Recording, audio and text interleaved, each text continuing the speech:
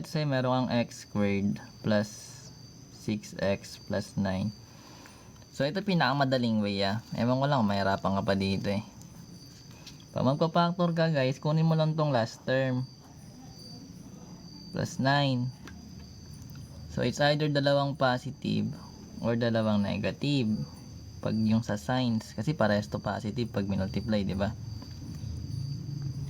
Pero dahil yung middle natin is plus, hindi mo to gagamitin.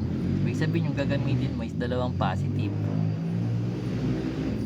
O dapat ang lalabas niyan is 6. Bakit 6? Kasi 6 yung middle term mo.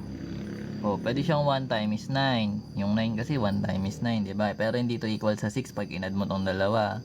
O hanap ka ulit, pwede siyang 3 times 3, pero dalawang plus. Ito equal sa 6. So ito yung gagamitin mo. Kaya na siya ginagawa. Then magkakaroon ka ng x plus 3 times x plus 3. Ayun na siya. O, number 2, kunyari naman, x squared minus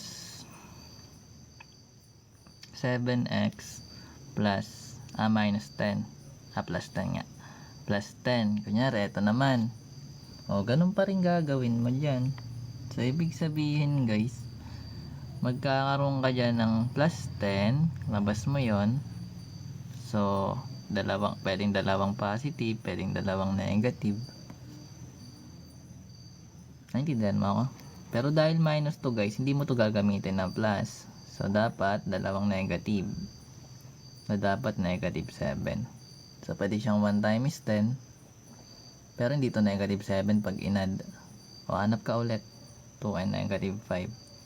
So, ito yung gagamitin mo. So, ibig sabihin, x minus 2 tsaka x minus 5. O, ganun na yan. Susunod kahit plus minus yan guys. Ngayon ginagawa dyan. Ayun lang naman yung concept niya